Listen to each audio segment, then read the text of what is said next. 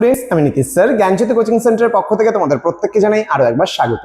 তো যে সমস্ত ছাত্রছাত্রীরা এবার উচ্চ মাধ্যমিক দেবে, থার্ড সেমিস্টারে রয়েছে, তোমাদের কিন্তু জানো তোমরা তৃতীয় সেমিস্টার যেটা রয়েছে সেটা কিন্তু তোমাদের এমসিকিউ ওরিয়েন্টেড পরীক্ষা হয়। তো আমি যে তোমাদের রাষ্ট্রবিজ্ঞানের যে ক্লাসটা শুরু করেছিলাম ধারাবাহিকভাবে, তার আজকে আমরা 6টা ক্লাস পার করে এসেছি এবং আজকের ক্লাসটা কিন্তু সপ্তম দিনের ক্লাস। এবং আমি আজকে আলোচনা করবো তোমাদের সঙ্গে আন্তর্জাতিক বিচারালয়। বিস্তারিত ক্লাসটি আলোচনা করার পূর্বে তোমাদেরকে বলে রাখি, ভিডিওটি ফ্রেন্ডদের সঙ্গে শেয়ার করে দেবে এবং যারা এখনো চ্যানেলটিকে সাবস্ক্রাইব করোনি সাবস্ক্রাইব করে পাশে থাকা বেল আইকন অল প্রেস করে দেবে। এবং আমাদের সেন্টারে যদি কেউ অনলাইনে পড়তে চাও, তার ডিটেলস তথ্য আমি প্রোভাইড করবো ক্লাসটির শেষে। চলো শুরু করছি আজকের ক্লাসটা। আন্তর্জাতিক বিচারালয়ের উপরে ক্লাসটা হবে। সেখানে আজকে ভূমিকা ও সাধারণ তথ্য সম্পর্কে আমরা একটু জেনে নেব এবং তারপর ধারাবাহিকভাবে পরপর বলবো। দেখো কি বলেছে আন্তর্জাতিক বিচারালয়। তাহলে সম্মিলিত জাতিপুঞ্জের প্রধান বিচার বিভাগের নামই কিন্তু আন্তর্জাতিক বিচারালয়, ঠিক আছে।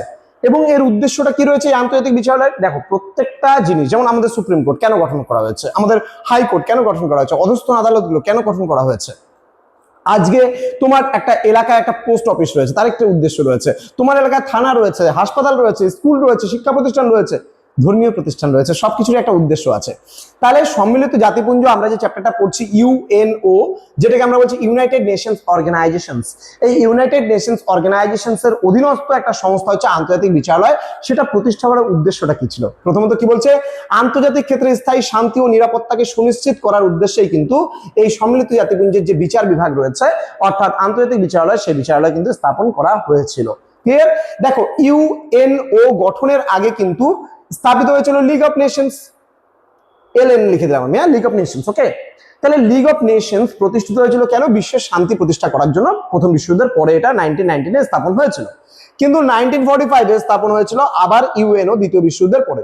কারণ কি, ইউএন মানে ইউএন যেটা ছিল, সরি লিগ অফ নেশনস যেটা ছিল, এলএন যেটাকে আমরা বলছি, এ কিন্তু তার উদ্দেশ্যগুলো পূরণ করতে পারেনি, বিশ্বের শান্তি প্রতিষ্ঠা করতে পারেনি।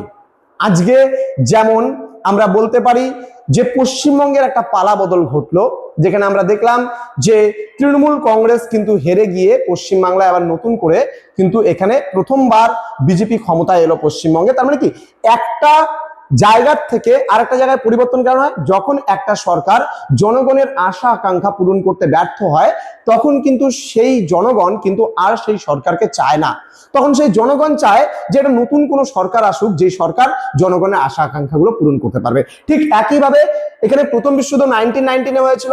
তাহলে 1919 কি হয়েছিল? মানুষ ভেবেছিল যে বিশ্বের এখন প্রথম বিশ্বযুদ্ধ হয়ে গেল, বিশ্বের শান্তি প্রতিষ্ঠা হবে এখন, কিন্তু লিগ অফ নেশনস কিন্তু বিশ্বের শান্তি প্রতিষ্ঠা করতে পারলো না, যার জন্য আবার দ্বিতীয় বিশ্বযুদ্ধ হলো, মানুষকে মাসুল গুনতে হলো। 1939 দ্বিতীয় বিশ্বযুদ্ধ শুরু হয়েছিল এবং 1945 সাল পর্যন্ত যেটা চলেছিল, এবং তার ফলস্বরূপ ইউএনও বা ইউনাইটেড নেশনস অর্গানাইজেশনস প্রতিষ্ঠিত হলো। তার অধীনে 6টা সংস্থা রয়েছে, তার মধ্যে আমি বলেছিলাম যে একটা সংস্থা হচ্ছে এই আন্তর্জাতিক বিচারালয়। তাহলে এবার এই আন্তর্জাতিক বিচারালয় কি করবে? দেশে অর্থাৎ পুরো অল ওভার ওয়ার্ল্ডে যত রকমের সমস্যা হয়, যেন কোনো একটা দেশ কোনো একটা দেশের সাথে যুদ্ধ বা ঝামেলায় জড়িয়ে না পড়ে, বিশ্বে যেন শান্তি প্রতিষ্ঠিত হতে পারে, ঠিক সেই কারণে কিন্তু এই আন্তর্জাতিক বিচারালয় কিন্তু প্রতিষ্ঠিত হয়েছিল। এবার এটা কোথায়? এই যে আমরা আন্তর্জাতিক বিচারালয়ের একটা ছবি দেখতে পাচ্ছি, এই জায়গাটা কোথায়?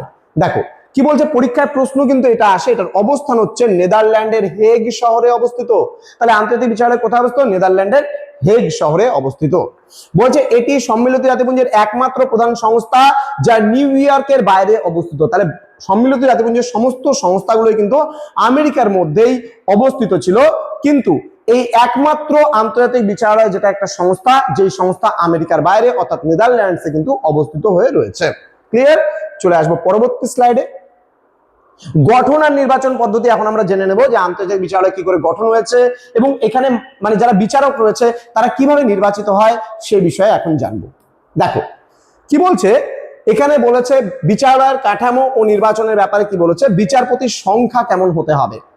ধ্যান দাও, এখানে পরীক্ষায় আসার সম্ভাবনা প্রবল। আমি কি বলছিলাম যে ওয়ান লাইনার গুলো করে যে তোমাদের পড়াচ্ছি, তার মানে কি প্রত্যেকটা জায়গা আমি তোমাদের ফোকাস করছি, প্রত্যেকটা জায়গা। আমি বলেছিলাম যে এই অধ্যায় থেকে 12টা ক্লাস তোমাদের দেবো, আজকে 7 নম্বর ক্লাস চলছে, এরপরে আরো 5খানা ক্লাস আসবে যেখানে আমরা বিভিন্ন বিষয় নিয়ে আলোচনা করব।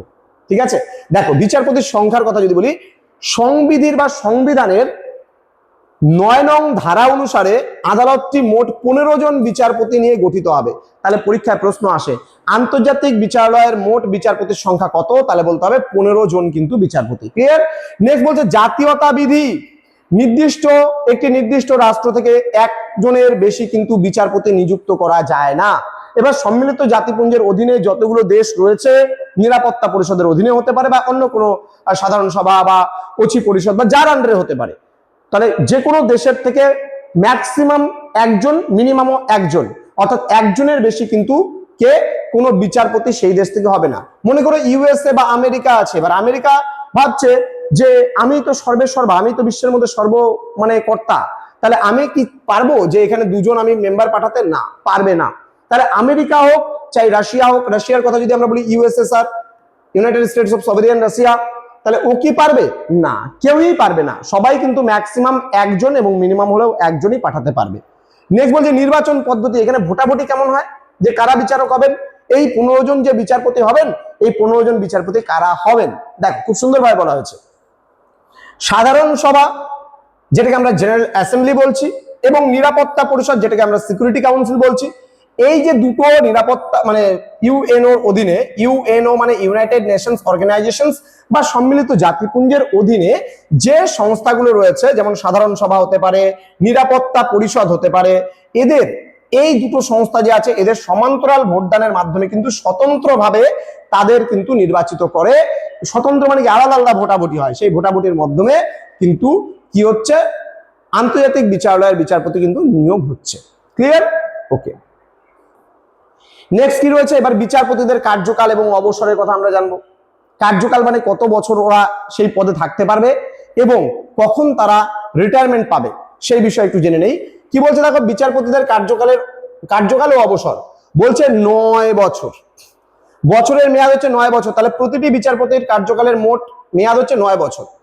এবার প্রতি 3 বছর অন্তর অন্তর অবসর গ্রহণ করবে 1/3। 1/3 মানে 3 জনের মধ্যে একজন, অর্থাৎ 1/3 বলতে টোটাল মেম্বার কতজন আছে? 15 জন। তাহলে 15 জনের 1/3 কত হয়? তাহলে 5 জন মেম্বার, সরি 3 জনের মধ্যে একজন যদি হয় তাহলে 5 জন মেম্বার, ঠিকই বলছি, 5 জন মেম্বার, ঠিক আছে। তাহলে এবার এই 5 জন মেম্বার কিন্তু প্রতি 3 বছর অন্তর অন্তর কিন্তু অবসর হবে। এবার বলছে বিচার কার্যে নিরবচ্ছিন্নতা বজায় রাখতে কিন্তু এই আবর্তনমূলক ব্যবস্থা কিন্তু গ্রহণ করা হয়। তাহলে আজকে মনে করো দেখা যাচ্ছে যে USA, USSR, Japan, suppose China, তারপর মনে করো সাপোজ আমি ধরলাম নেপাল, সাপোজ, ঠিক আছে।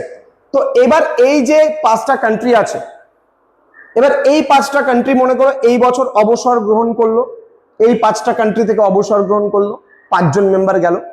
তাহলে এবার এই 5 জনের জায়গাটা কিন্তু আবার কিন্তু কেউ না কেউ এখানে ফিল আপ করবে। আবার পরের বছর, এই বছর যেই 5 জন বেরোলো, আবার পরের বছর কিন্তু আবার ঠিক অন্য 5 জন কিন্তু যুক্ত হয়ে যাবে, ওই জায়গাগুলোতে ফিল আপ হয়ে যাবে। আবার পরের বছর এখান থেকেও যুক্ত হতে পারে। তো এইভাবে করে 1/3 মেম্বার কিন্তু প্রতি বছর চলে যাবে, ঠিক আছে। 3 জনের মধ্যে একজন করে প্রতি বছর যেতে থাকবে। ক্লিয়ার? প্রতি 3 বছর অন্তর অন্তর বলেছে কথাটা। ওকে। তো এবার এলাকা বা এখতিয়ারের কথা আমরা জানবো, যে এর অধীনস্থ কোন কোন এলাকা রয়েছে বা এখতিয়ার রয়েছে বা ক্ষমতাগুলো কি কি রয়েছে সেগুলোর ব্যাপারে আমি একটু জেনে নেব। দেখো কি বলেছে এখানে, এখানে এখতিয়ার বা ক্ষমতাগুলোকে 3টা ভাগে ভাগ করা হয়েছে। কি সেই ভাগগুলো? প্রথমে বলছে স্বেচ্ছাধীন এলাকা, যেগুলো ইচ্ছা মতো কাজ করতে পারবে, আধা আবশ্যিক এলাকা, আর রয়েছে পরামর্শদানমূলক এলাকা।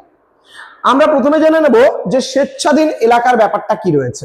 দেখো, রাষ্ট্রগুলির সম্মতিক্রমে আনিত সমস্ত মামলা এই এলাকার অন্তর্ভুক্ত। মানে কোনো রাষ্ট্র যদি কোনো রাষ্ট্রের এগেনস্টে মামলা আনে বা মামলা দায়ের করে, তাহলে সেটা কিন্তু স্বেচ্ছাধীন এলাকার কিন্তু অন্তর্ভুক্ত হবে। আধা আবশ্যিক এলাকায় কি হবে? আধা আবশ্যিক এলাকায় 36 নং ধারার 2 নং উপধারা অনুযায়ী সন্ধি বা চুক্তির ব্যাখ্যার ক্ষেত্রে বাধ্যতামূলক এখতিয়ার। এটা সন্ধি বা কোনো চুক্তি করতে হলে কোনো একটা দেশের সাথে, তাহলে কিন্তু এটা আন্তর্জাতিক বিচারালয়ের কিন্তু আধা আবশ্যিক এলাকার মধ্যে পড়বে। এবং পরামর্শদানমূলক এলাকায় কি পড়বে? সনদের 96 নং ধারা অনুযায়ী আইনগত বিষয়ে সাধারণ সভা বা নিরাপত্তা পরিষদের পরামর্শ দান। এবার যদি নিরাপত্তা পরিষদ বা সাধারণ সভা কোনো যদি পরামর্শ দিতে চায় তবে এই এলাকার কিন্তু অন্তর্ভুক্ত হবে। এবার কিছু ধারার কথা এখানে বলা হয়েছে। এখতিয়ারভুক্ত তুলনামূলক চিত্র যদি আমরা বলি, স্বেচ্ছাধীন এখতিয়ার যদি আমরা বলি, সাধারণ সম্মতি রয়েছে এবং উভয় রাষ্ট্রের সম্মতিক্রমে পেশ করা মামলা যেটা হয়, আধা আবশ্যিক এখতিয়ার অলরেডি আমরা আলোচনা করেইছি আগে, সেখানে ধারা নাম্বার 36-এর 2 রয়েছে। আন্তর্জাতিক আইন বা চুক্তির ব্যাখ্যা এখানে হবে এবং পরামর্শদান এখতিয়ার যেটা আছে ধারা নাম্বার 96, যেটাকে আমরা বলি জিএ মানে জেনারেল অ্যাসেম্বলি, যেটাকে আমরা সাধারণ সভা বলছি, আর এসসি মানে সিকিউরিটি কাউন্সিল, যেটাকে আমরা নিরাপত্তা পরিষদ বলছি। এটাকে কিন্তু আইনগত জটিলতায় কিন্তু পরামর্শ প্রদান করবে। যদি দেখা যাচ্ছে যে জেনারেল অ্যাসেম্বলি বা সাধারণ সভা বা সিকিউরিটি কাউন্সিল বা নিরাপত্তা পরিষদের মধ্যে যে কোনো একটা আইনগত জটিলতার সৃষ্টি হয়েছে, তবে কিন্তু সেটা আসবে এই পরামর্শদানমূলক যে এখতিয়ারের যে এলাকাটা রয়েছে সেই এলাকার মধ্যে। তো এই ছিল আজকের ক্লাস। উপসংহার মূল্যায়নে দেখে নেই আমরা কি বলেছে। উপসংহার বা মূল্যায়নে দু একটা কথা বলবো। এখানে আন্তর্জাতিক বিচারালয়ের সাফল্য অনেকাংশে কিন্তু নির্ভর করে বিশ্ব রাজনৈতিক পরিস্থিতির উপর এবং এর গ্রহণযোগ্যতা বাড়াতে আইনের আধুনিকীকরণ কিন্তু প্রয়োজন, এটা যদি আমরা বলি। এবং মূল পর্যবেক্ষণ শক্তির কথা যদি বলি আমরা, তাহলে আন্তর্জাতিক বিচারালয় কেবল একটি আদালত কিন্তু নয়, এটি বিশ্ব শান্তির অন্যতম একটা স্তম্ভ। তবে রাষ্ট্রগুলির সার্বভৌমত্বের কারণে অনেক সময় এর কিন্তু রায় কার্যকর করা কিন্তু কঠিন হয়ে পড়ে। কারণ কি, দেখো এই যে আন্তর্জাতিক বিচারালয়ের যে 15 জন মেম্বার আছে, তারা নিশ্চয়ই ভালো কোনো রাষ্ট্র থেকে হবে, ভালো কোনো জায়গা থেকে হবে, যেন আমরা প্রভাব বিস্তার করতে পারি। ঠিক সেই কারণে কিন্তু এই আন্তর্জাতিক বিচারালয়ের ক্ষমতাগুলো যখন বড় বড় বিগ পাওয়ারগুলো ওয়ার্ল্ডে যখন ঝামেলায় জড়িয়ে পড়ে, তখন কিন্তু এর ক্ষমতাটা যেন শিথিল হয়ে যায়।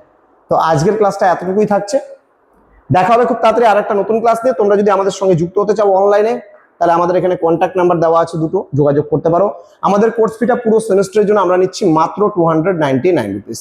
তো দেরি না করে আমাদের সঙ্গে যোগাযোগ করো আজই। তোমাদের উজ্জ্বল ভবিষ্যৎ গড়ে তুলবো আমরা, এটা কিন্তু আমাদের প্রতিশ্রুতি। Thank you so much, thanks for watching after all, thank you.